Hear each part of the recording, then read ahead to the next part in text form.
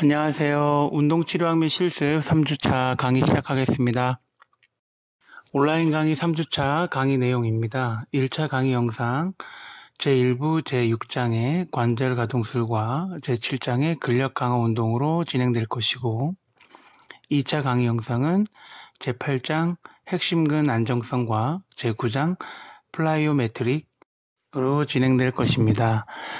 3차 동영상 강의는 스페셜 테스트의 로우 레그하고 풋, 그리고 서비컬 스파인, 힙과 세이크랄 일리악 조인트, 룸바 스파인 30분 59초 분량의 링크를 4개 제공했고 연결하시면 동영상 강의를 시청하실 수 있겠습니다. 1차 강의 영상입니다. 제1부 제6장의 관절 가동술입니다. 내용은 용어 정리, 관절 운동학의 특징, 오목골록 법칙, 관절의 위치, 관절 주머니 유형, 관절 가동술의 효과, 운동을 동반한 관절 가동술, 관절 가동술의 적용에 대한 가이드라인, 관절 가동술의 적용, 제한, 주의점, 관절 가동술의 금기층으로 설명드리겠습니다. 관절 가동술 용어입니다. 뼈 운동학은 수의적 관절 움직임, 생리학적 관절 움직임 또는 능동적인 수동적인 움직임을 의미합니다. 예로서 굽힘, 펴 등이 있습니다. 부수적 운동은 능동 운동과 함께 일어나는 움직임으로서 컴포넌트 모션이라고도 합니다. 그 예로서 능동적인 어깨관절 굽힘이나 벌림 동안 빗장뼈, 쇄골의 움직임이나 발목 관절 등 쪽 굽힘 동안 정강 종아리 관절, 경비 관절에서 일어나는 움직임이 포함됩니다. 관절 놀이는 수의적 관절 운동 시 관절 표면에서 발생하는 움직임입니다. 관절 놀이는 관절 운동학이라고 할 수 있는데 신연, 압박, 활주, 구르기, 스피니 이에 해당되겠습니다. 다음으로 트러스트는 관절 내 구조물을 변화시키고 연부 조직 유착을 깨거나 관절 수용기의 활동을 자극하기 위해 가능한 관절 가동 범위 또는 제한적인 가동 범위의 끝에서 수행하는 관절 가동술입니다. 마취하 도수 치료는 대상자를 마취한 후에 빠른 트러스트와 수동적 신장 운동을 실시하는 것입니다. 관절 가동성을 제한하는 유착을 깨뜨림으로써 관련된 관절의 움직임을 회복하는 과정이라고 할 수 있겠습니다. 상자 6-2를 보면 관절 역학을 변화시키는 요인으로서 통증, 근방호, 근경련, 관절 삼출, 관절 구축, 관절 주머니 유착, 인대성 구축, 관절면의 부정열이 해당되겠습니다. 상자 6-2를 보면 관절 저가동성에 영향을 끼치는 요소에 대해서 나타나 있습니다. 첫 번째로 고정, 조직 외상, 근육 불균형, 신경근 질환, 가동성 제한, 자세 부정열, 선천성 기형, 후천적 기형, 비활동성이 그에 해당하겠습니다. 맨 왼쪽 첫 번째 사진을 보면 뼈 운동학 중 어깨관절 굽힘 동작을 확인할 수가 있고 오른쪽 두 번째 사진에는 어깨관절 굽힘 시 관절 각도계를 이용하여 측정하는 모습을 확인할 수가 있습니다. 맨 오른쪽 그림은 어깨관절 굽힘 시에 빗장뼈, 쇄골의 부수적인 움직임을 나타내는 그림입니다. 가운데 하단에 위팔뼈 머리 관절 운동학에 대해서 나타난 그림입니다. 왼쪽 그림은 어깨관절 안쪽 돌림, 오른쪽 그림은 어깨관절의 바깥 돌림 시에 위팔뼈 머리의 관절 운동학을 형상화해서 나타난 것입니다. 안쪽 돌림 시 위팔뼈 머리는 뒤쪽으로 활주하고 앞쪽으로 구른다는 것을 확인할 수가 있습니다. 위팔뼈를 바깥 돌림할 때는 앞쪽으로 활주하고 뒤쪽으로 구르는 반대 현상이 나타나게 됩니다. 다음은 관절 운동학의 특징입니다. 관절에서 발생하는 관절 운동학을 이해하기 위해 치료사는 관절을 형성하는 뼈 구조물을 시각화할 수 있어야 합니다. 대부분의 관절면은 볼록하거나 오목합니다. 하지만 일부 관절면은 볼록하고 오목한 특징을 모두 가지고 있습니다. 하나의 오목한 관절면과 하나의 볼록한 관절면을 가지고 있는 관절을 오목관절이라고 부르고, 지금 보시는 슬라이드의 맨 왼쪽 상단의 어깨관절이 대표적인 오목관절의 형상을 띠고 있습니다. 또한 오목 볼록 관절면을 모두 가진 뼈로 구성된 관절을 안장관절이라고 합니다. 가운데 상단에 있는 그림을 보시면 엄지의 손목, 손허리뼈가 대표적인 안장관절이라고 할 수 있겠습니다. 오른쪽 상단의 어깨관절 굽힘 시의 스윙 움직임은 팔, 다리의 긴 뼈에서 일어나는 뼈의 운동을 스윙이라고 합니다. 스윙은 관절 각도계를 사용하여 측정할 수 있는 관절 가동 범위를 나타내는 용어로 사용될 수 있습니다. 스윙의 예시로는 어깨관절 굽힘, 무릎관절 펴 또는 엉덩관절 벌림 등이 포함될 수 있습니다. 왼쪽 하단 그림을 보시면 손가락 관절을 신현하는 관절 가동술 사진입니다.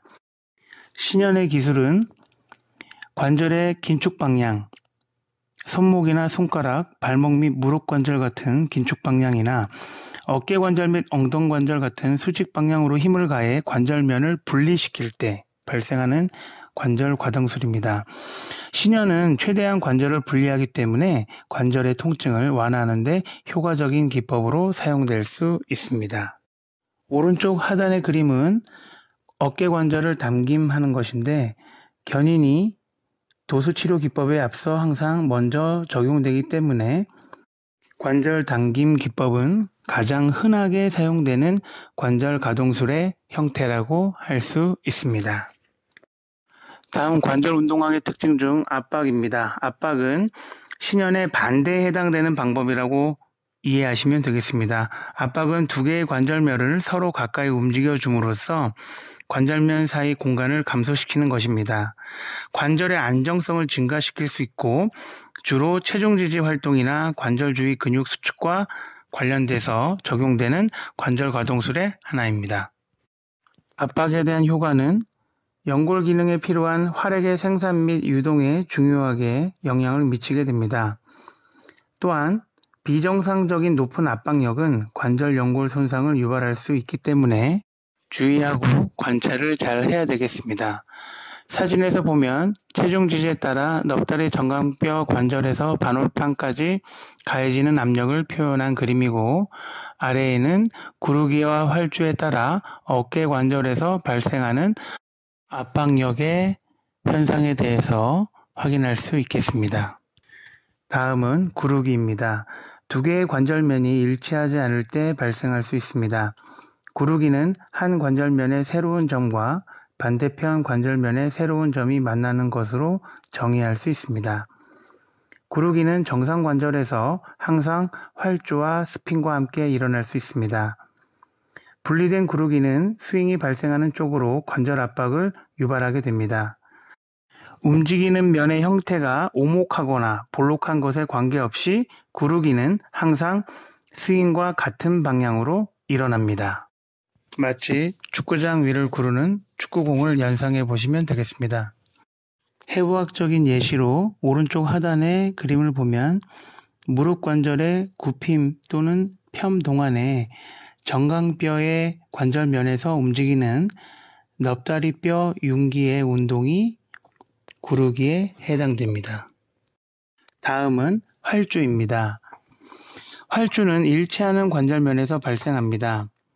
하나의 관절면에서 같은 한 점과 반대편 관절면에서 새로운 한 점이 만나는 것으로 정의될 수 있습니다. 구르기와는 달리 활주는 두 개의 관절면이 완전하게 일치하지 않기 때문에 정상 관절에서 단독으로 발생하지 않습니다. 마치 얼음 위를 움직이는 아이스하키 공으로 비유될 수 있겠습니다. 해부학적으로 활주 움직임은 무릎 관절에서 앞쪽 끌기 검사 시에도 확인할 수가 있습니다. 오른쪽 상단의 그림을 보시면 무릎에서 앞쪽 끌기 검사 동안 일어나는 앞쪽으로의 활주를 확인할 수가 있습니다. 활주의 방향은 움직이는 관절면의 형태에 의해 결정될 수 있습니다. 움직이는 관절면이 볼록하다면 활주는 스윙의 반대 방향으로 일어납니다. 그 해부학적 예시로 좌측에 있는 어깨 관절의 움직임을 확인하실 수가 있겠습니다.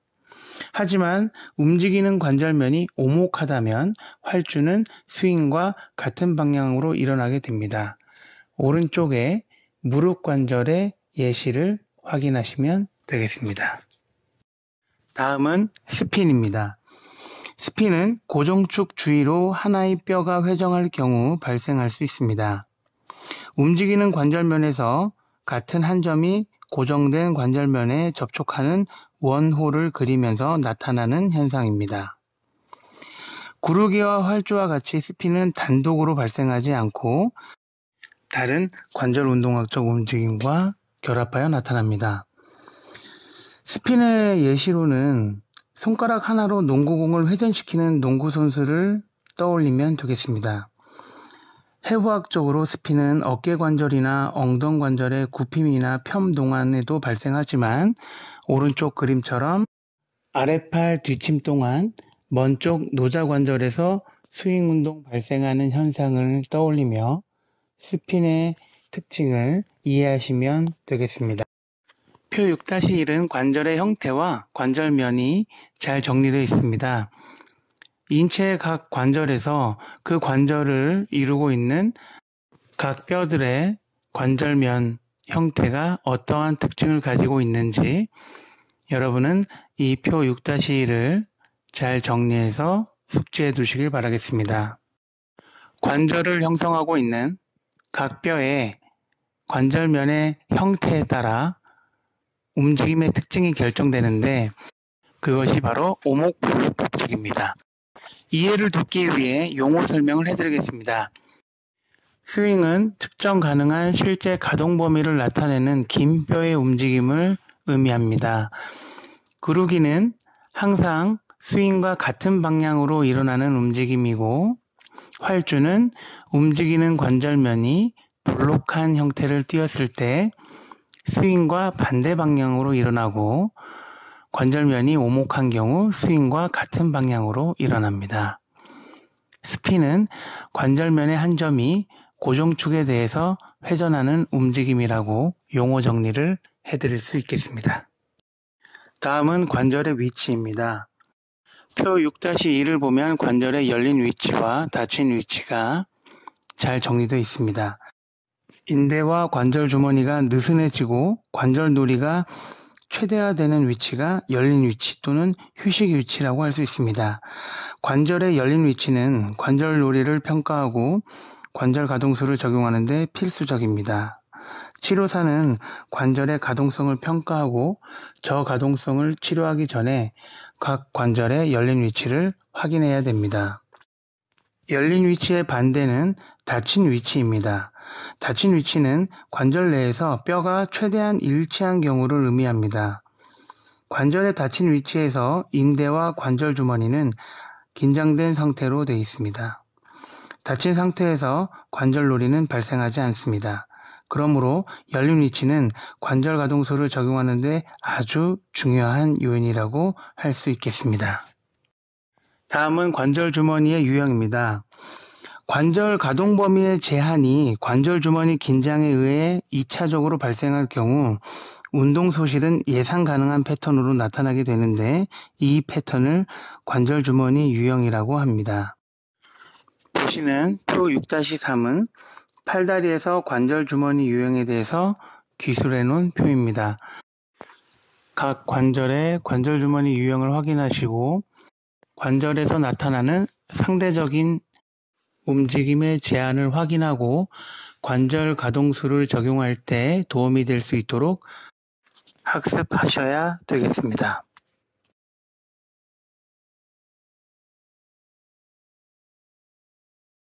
다음은 운동을 동반한 관절 가동술입니다. 관절 가동술과 함께 능동 운동을 적용할 경우 관절 가동성이 향상될 수 있습니다. 또한 통증 반응 정도도 유의하게 감소될 것입니다. 왼쪽의 그림은 환자의 종아리 윗부분과 치료사의 골반에 벨트를 감아 관절 가동술을 적용한 것입니다. 이때 능동적으로 무릎 굽힘을 6회에서 10회 하는 동안 발목에서는 관절 가동술이 나타나는 것입니다. 운동을 동반한 관절 가동술을 적용하는 동안 통증이 발생하거나 증가하지는 않아야 되겠습니다. 오른쪽 그림은 발목의 능동적 움직임과 함께 테이핑을 적용한 관절 가동술입니다.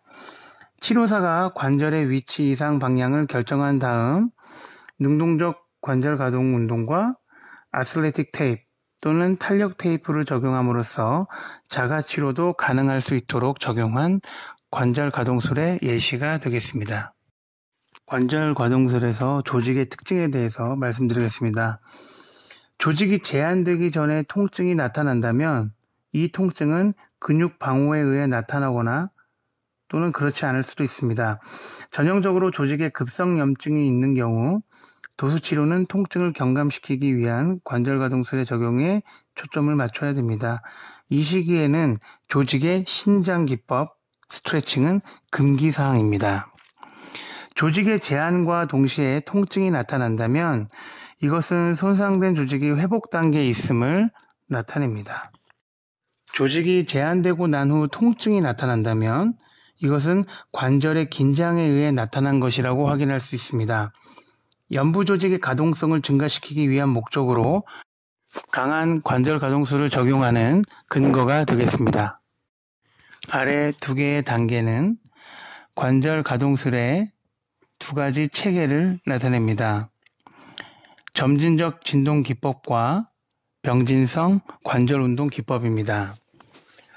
점진적 진동 기법은 통증을 감소시키거나 연부 조직의 가동성을 증가시키기 위해 관절 가동 범위의 여러 지점에서 관절의 반복적인 진동 기법을 적용하는 것입니다. 표를 보시면 점진적 가동 기법은 5단계로 구분되는데 단계 1과 2는 주로 통증 조절을 위해 사용되는 반면 단계 3과 4는 조직의 가동성을 증가시키기 위해 적용됩니다. 단계 5는 주로 관절의 도수 치료로 정의될 수 있습니다. 다음으로 오른쪽의 병진성 관절 운동 기법입니다. 치료 목표에 따라 진동 없이 7에서 30초간 적용될 수 있습니다. 지속적인 병진성 관절 운동 기법은 1, 2, 3, 3단계로 나눌 수가 있습니다. 단계 1은 관절에 약하게 신연을 가하지만 관절 주머니에는 아무런 스트레스도 주지 않는 상태를 말합니다. 이 기법은 모든 활주 기법 사용 전에 적용되며 단독으로 사용할 경우 통증을 경감시키는 데 효과적으로 알려져 있습니다. 단계 2는 관절 주위에 긴장된 조직이 움직일 수 있을 정도로 충분한 신연과 활주가 적용되는 것입니다. 2단계의 관절 운동 기법은 Taking up the slack으로 불립니다. 마지막으로 병진성 관절 운동 기법의 3단계는 긴장된 관절 구조물에 지속적인 신장 기법을 적용하기에 충분히 큰 강도의 담김 또는 활주 기법을 적용하는 것입니다. 관절 가동술을 적용에 대한 가이드라인으로서 앞서 말씀드린 기법은 표 6-5와 표 6-6에 자세하게 정리되어 있습니다. 관절 가동술을 실시할 때 힘을 적용하는 방향은 치료면과 평행하게 또는 수직이 되게 실시합니다. 치료면은 오목한 관절면의 중앙에 있는 회전축에서 나오는 선과 그 선의 수직이 되는 면을 지칭합니다. 관절에 대해서 견인술 같은 경우엔 관절이 분리되도록 하기 위해 치료면에 대해 수직으로 실시합니다. 오른쪽 하단의 그림과 같이 활주 기법을 적용할 때는 치료면과 평행이 되도록 실시합니다. 이 방향이 정상적으로 활주가 일어나는 방향이라고 할 수 있겠습니다. 관절 가동술의 적용, 제한, 주의점에 대해서 말씀드리겠습니다. 적용하는 경우에는 관절 기능의 장애, 통증, 근방호 및 근경련을 감소하는 경우에 사용하게 되고 저가동성을 회복하는 데 또는 가동 범위를 완전하게 회복하는 데 사용하게 됩니다. 관절 가동술을 제한하는 경우는 류마티스 관절염이나 골관절염에는 사용을 제한하게 됩니다. 주의해야 될 상황은 종양이 있거나 뼈에 질환이 있거나 치유 전 골절 상태이거나 과도한 통증, 관절이 과가동성이 있거나 관절 치환술을 받은 환자, 또 재손상 위험이 있는 관절 주머니 및 인대 손상이 있는 경우, 손상 위험으로 조직의 강도 감소를 유발하는 질환 대상자는 주의를 해야 되겠습니다. 관절 가동술의 금기증 3가지로 요약될 수 있습니다. 관절의 과가동성, 이는 가장 큰 금기증이라고 기억해 주시면 되겠습니다. 다음으로 관절 부종이나 급성 염증이 있을 시에도 관절 가동술의 금기증이 되겠습니다. 다음은 제7장 근력 강화 운동입니다. 뼈대 근육의 해부학과 생리학, 근섬유의 유형, 운동학 용어의 정의, 뼈대 근육의 근수축 유형, 뼈대 근육의 수행 능력에 미치는 요소, 열린 운동 사슬과 닫힌 운동 사슬 활동, 근력 강화 프로그램 설계 시의 임상적 의사결정, 저항 운동 프로그램, 주의사항 및 금기증의 순서로 설명드리도록 하겠습니다. 첫 번째로 뼈대 근육의 해부학과 생리학입니다. 근육 해부학에서 보시는 슬라이드 왼쪽 상단의 그림을 보시면 근육은 근육다발로 불리는 근섬유의 묶음으로 구성됩니다. 결합 조직이 각각의 근육다발과 근섬유를 분리시킵니다. 근육다발막은 근육다발을 분리시키고 근육선막은 근섬유를 분리시킵니다. 그 아래 그림을 보시면 근육원섬유는 두 종류의 근육원섬유로 구성되어 있습니다. 얇은 근잔섬유와 두꺼운 근잔섬유, 두꺼운 근잔섬유인 미오신은 한 개의 줄로 형성된 단백질로서 머리와 끝을 가지고 있습니다. 두꺼운 근잔섬유와 얇은 근잔섬유의 반복적인 배열이 줄무늬 근육 수축의 기본 단위로 작용됩니다. 왼쪽 맨 아래 그림은 근수축을 나타낸 그림입니다. 근수축은 근잔섬유의 활주 이론으로 설명됩니다. 이 이론은 미오신 머리가 액틴을 안쪽으로 당길 때 근수축이 일어난다는 것입니다. 이때 근육원섬유 마디의 길이가 짧아지고 액틴 근잔섬유는 미오신 위에서 활주하고 근수축이 일어나게 되는 것입니다. 오른쪽에 있는 그림인 운동 단위와 활동 전위는 실무율의 원리를 뒷받침하는 근거입니다. 근육은 운동 단위의 한 요소입니다. 운동 단위는 보시는 오른쪽 위의 그림과 같이 운동신경세포와 그 신경세포가 지배하는 모든 근섬유로 구성되어 있습니다. 또한 아래 그림인 활동 전위에서 나타나는 것처럼 운동신경세포가 충분한 활성이나 자극을 받으면 그 운동 단위에 있는 모든 근섬유가 수축하게 되는데 이것을 실무율 원리라고 합니다. 다음으로 근섬유의 유형입니다. 근섬유의 유형은 느린 연축섬유와 빠른 연축섬유로 나누어집니다. 표 7-1에 근섬유 종류의 특성과 기능이 잘 나타나 있습니다. 유형과 크기, 색깔, 혈액 공급, 에너지원, 기능, 해부학적 분포에 따라서 각각의 느린 연축 섬유와 빠른 산화 해당 섬유, 빠른 해당 섬유로 구분되어 나타내져 있는 이 표를 잘 이해하고 있어야 근력 강화 운동을 치료적 운동으로 활용할 때 큰 도움이 될 수 있습니다. 운동학 용어 정의입니다. 근육 수행력이라 함은 근육이 일하는 능력입니다. 일이란 물체를 이동시키는 것으로 정의되며 힘과 이동거리의 변수로 표현될 수 있습니다. 근육 수행력을 거론할 때 고려되는 주요 요소는 근력, 파워 및 지구력입니다. 근력은 외적 저항과 관련된 힘을 발생하는 근육의 능력입니다. 근지구력은 장시간 외부 저항에 대항해 근활동을 반복적으로 수행할 수 있는 능력을 말합니다. 근육의 파워란 짧은 시간에 큰 힘을 발생시키는 근력과 스피드의 결합이라고 할 수 있겠습니다.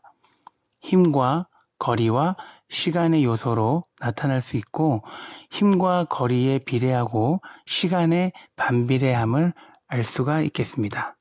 뼈대 근육의 근수축 유형은 세 가지 종류로 분류됩니다. 등척성 수축, 구심성 수축 및 원심성 수축이 있습니다. 먼저 등척성 수축을 설명드리겠습니다. 등척성이란 길이가 같음을 의미하고 운동은 근수축, 즉 근장력을 발생시킬 때 일어나는 현상이라고 이해하시면 되겠습니다. 즉 근육의 장력을 발생할 때 근육 길이가 변하지 않는 수축을 의미합니다. 등척성 운동의 예시로 고정운동, 정적 등척성 운동, 등척성 운동으로 말씀드리겠습니다. 왼쪽 그림을 보시면 대상자는 무릎을 완전히 펴만 자세로 넙다리 네갈래근을 수축하면서 넙다리 네갈래근 고정운동을 수행하는 것을 확인할 수가 있겠습니다. 고정운동은 특정 근육이나 근육군만을 이용함으로써 수행될 수 있는 것을 의미합니다. 정적 등척성 운동은 어깨 벌림의 힘으로 벽을 밀듯이 고정 물체에 대항하는 데 유지하는 동작을 말합니다. 대상자는 벽이나 문틀과 같은 고정 물체를 이기려고 노력하는 등척성 수축을 함으로써 근육 장력을 발생시켜 등척성 운동의 효과를 볼 수 있습니다. 마지막으로 오른쪽의 등척성 운동은 기능적 적용을 향상시키기 위해 다각도 등척성 운동을 수행하는 것입니다. 이러한 등척성 운동 방법은 치료가 필요한 환측 근육의 수축을 여러 각도에서 등척성으로 반복하게 됩니다. 이 운동에서 환자는 치료사의 외적 힘이나 비환측 다리의 외적 힘에 대항해 환측 넙다리 네갈래근을 등척성으로 수축합니다.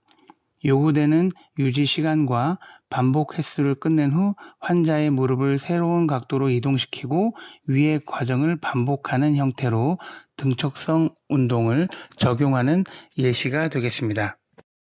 다음 근수축 유형으로서 구심성 수축은 외적 저항에 대항하는 충분한 힘을 발생하고 근육의 길이를 짧게 하는 경우를 말합니다. 왼쪽의 그림처럼 아령을 들고 팔꿈치 굽힘 동작을 할 때 나타나는 수축의 유형을 말합니다. 원심성 수축은 근육의 힘보다 큰 저항을 천천히 내려놓는 근육의 길이가 길어지면서 나타나는 수축입니다. 오른쪽 그림처럼 계단을 내려갈 때 다리에서 발생하는 수축의 형태를 예시로 들 수 있겠습니다. 뼈대 근육의 수행 능력에는 근위축, 운동 단위의 크기, 신경근의 효율성, 생체 역학, 중력 등과 같은 많은 요소들이 뼈대 근육의 수행력에 영향을 줍니다. 이들 요소의 대부분은 적절한 근력 강화 운동과 재활을 통해 직접적으로 영향을 받을 수 있습니다. 근력은 근육의 횡단 면적과 정비례합니다. 근육의 횡단 면적은 근육의 길이, 넓이, 두께를 곱함으로써 계산될 수 있습니다. 이 계산은 횡단 면적을 결정하게 되고 근력을 추정할 수 있는 근거가 됩니다. 근육의 크기와 횡단 면적이 크면 클수록 근육이 생산하는 힘이나 근력이 커지게 됩니다. 근육의 크기는 적절한 근력 강화 훈련과 재활을 통해 증가될 수 있습니다. 이런 근육 질량의 증가를 근육 비대라고 합니다. 그와 반대로 근질량의 소실을 근위축이라고 합니다. 상자 7-2를 보면 근력 강화 운동과 저항 운동에 대한 생리적 적응이 나타나 있습니다. 근력 강화와 저항 운동을 하게 되면 근육은 비대해지고 신경근 효율성의 향상을 기대할 수 있습니다. 힘줄 강도와 인대 강도가 증가되며 뼈 밀도가 증가될 수 있고 뼈 파괴 인성의 증가를 나타내 새로운 뼈의 생성에 대해서 생리적으로 적응될 수 있겠습니다. 뼈대 근육의 수행 능력에 미치는 요소로서 연령이 있습니다. 사람은 최대 근력은 20대 초중반에 나타난다고 되어 있습니다.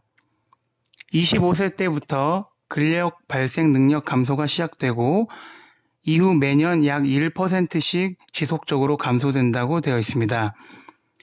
예를 들면 25세의 최대 근력이라고 가정했을 때 그 근력을 기준으로 40세는 85%, 60세 때는 65%, 85세에서는 근력 발생 능력이 40%로 감소됨을 의미합니다. 또한 근육의 작용 각도나 길이 장력 관계와 같은 생체 역학적 고려 사항도 근육 수행 능력에 영향을 미칩니다. 힘을 적용하는 각도와 지뢰팔의 길이가 근육의 힘의 크기에 영향을 줄 수 있습니다. 일반적으로 무게를 움직이는 데 이용되는 지렛대의 팔 길이가 길수록 그 지렛대는 더 큰 힘을 발생시킵니다. 인체에서 나타나는 지렛대의 종류는 왼쪽 상단에 있는 그림에서 확실하게 표현되어져 있습니다. 오른쪽 상단에 있는 그림을 보면 근육 작용 각도에 따른 운동의 수행 능력을 나타내는 그림입니다. 운동 시작과 운동 끝 부위에서는 운동의 어려움이 크고 중간 범위의 운동에서 이루어지는 운동은 어려움이 작은 편입니다. 이는 팔꿈치를 굽혀 무게를 들어 올리는 운동을 생각해 볼 때 팔꿈치의 각도가 90도보다 너무 크거나 너무 작으면 그 근육이 발생할 수 있는 힘이 감소된다는 것을 의미합니다. 그러므로 대상자는 팔꿈치를 편 상태에서 팔꿈치를 굽히기 시작할 때 어려움을 느끼고 또 끝범위 지점에서 팔꿈치 굽히기를 할 때도 시작할 때와 비슷한 크기의 어려움을 느끼게 되는 것입니다. 이는 왼쪽 아래에 있는 길이 장력 곡선으로 설명될 수 있습니다. 길이 장력의 관계에 따르면 근육이 최대로 늘어나거나 최대로 짧아졌을 때는 최대의 힘을 생산할 수 없다고 나타나 있습니다. 손목을 완전히 펴만 자세나 굽힘한 자세 때보다 손목을 중립 위로 했을 때 주먹을 쉽게 쥐고 손가락을 굽힐 수 있는 것은 길이 장력 곡선의 대표적인 예가 되겠습니다. 오른쪽 하단의 왼쪽 그림의 수동 불충분을 보면 손목 관절이 완전 굽힘했을 때 손가락 굽힘근 힘 생산 능력이 감소됩니다. 이는 손가락 굽힘근이 최대로 짧아지기 때문입니다. 이를 수동 불충분이라고 합니다. 오른쪽의 능동 불충분은 손목을 완전히 펴했을 때 손가락 굽힘근의 근력이 감소하는 현상을 말합니다. 손가락 굽힘근이 스트레칭되어 힘을 효율적으로 생산할 수 없기 때문입니다. 이를 능동 불충분이라고 합니다. 다음은 열린 운동사슬과 닫힌 운동사슬 활동입니다.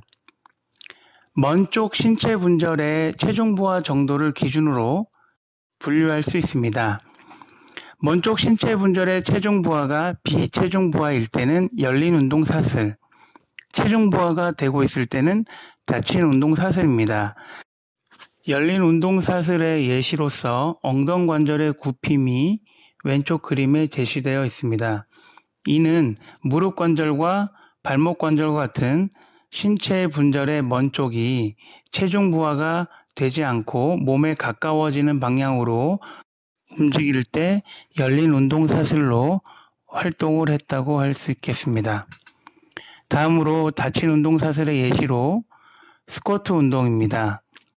발바닥이 지면에 닿은 상태로 안정성 재지면을 형성하면서 체중 부하를 하고 있는 상태에서 가까운 신체 분절들이 체중 부하된 방향으로 움직이는 활동으로서 닫힌 운동사슬 활동이라고 할 수 있겠습니다.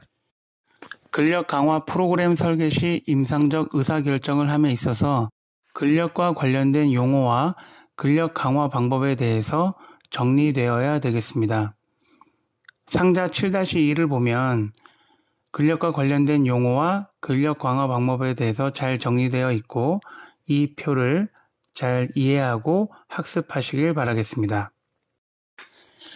다음은 저항 운동 프로그램입니다.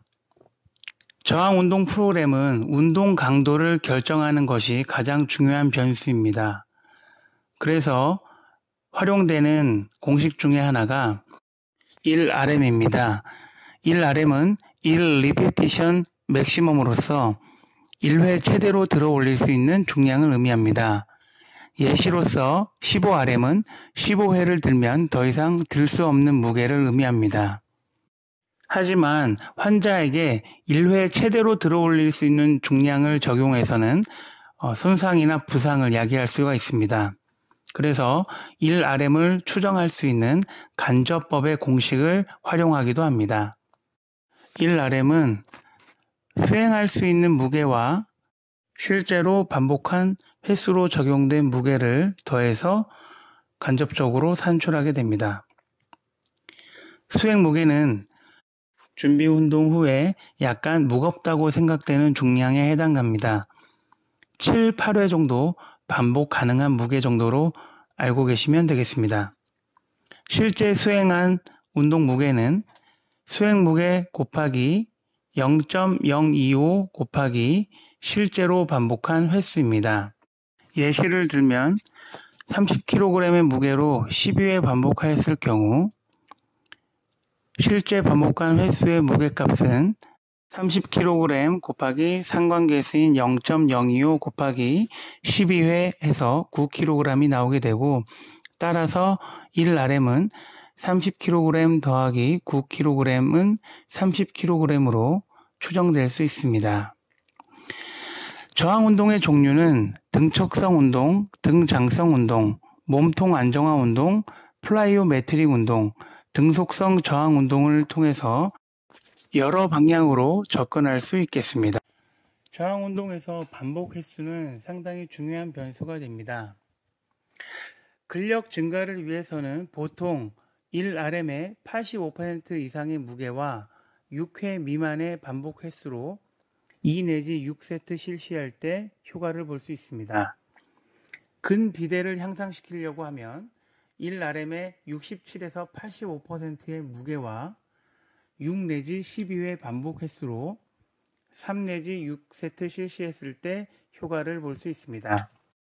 근지구력 강화를 목적으로 둘 때는 1RM의 67%의 무게와 12회 이상 반복 횟수로 2 내지 3세트 실시하게 되면 효과를 볼 수 있습니다.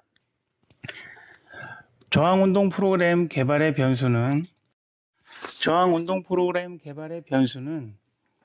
여러 가지 요인이 작용될 수 있겠습니다. 특히 운동 유형은 이제까지 강의에서 설명드린 것처럼 등척성 근력 강화 운동, 도수 저항, 등장성 근력 강화 운동, 그리고 등속성 근력 강화 운동 등이 운동 유형에 해당하겠습니다. 운동 강도는 환자의 근력 수행 능력과 노력의 정도에 따라서 정할 수 있겠습니다. 반복 횟수, 운동 세트 횟수, 운동 빈도, 운동 기간, 운동 속도 또한 환자의 수행 능력과 노력 여하에 따라서 정할 수 있는 변수가 되겠습니다. 그리고 대상자의 가동 범위 및 취하고 있는 자세에 따라서 저항운동 프로그램 개발의 변수가 되겠습니다. 표 7-4의 도수근력 검사의 등급으로서 환자의 근육 수행 능력에 대해서 판단하는 지표가 되겠고, 이 표 7-4를 학습하고 이해하시면 도움이 되겠습니다. 저항운동의 주의사항과 금기증을 말씀드리겠습니다. 주의사항은 생리적 한계 초과에 이르는 신체 피로나 수행 능력의 현격한 감소가 보이는 과훈련 시에 적용하는 데 주의를 해야 되겠습니다. 심혈관 질환이 있거나 피로에 대한 회복 시간을 겪고 있는 상태, 근육의 약증이 있거나 뼈 엉성증, 운동으로 유발되는 근육통이 있는 경우 저항운동을 적용하는 데 있어서 주의하셔야 되겠습니다. 금기증은 신경근 질환이 있는 대상자, 능동운동 또는 근수축 시 근육통 또는 관절통이 유발되는 대상자, 심한 심혈관 질환 대상자는 저항운동을 금기해야 되겠습니다. 이상으로 3주차 온라인 강의 1차 동영상 강의를 마치도록 하겠습니다. 고생 많으셨습니다.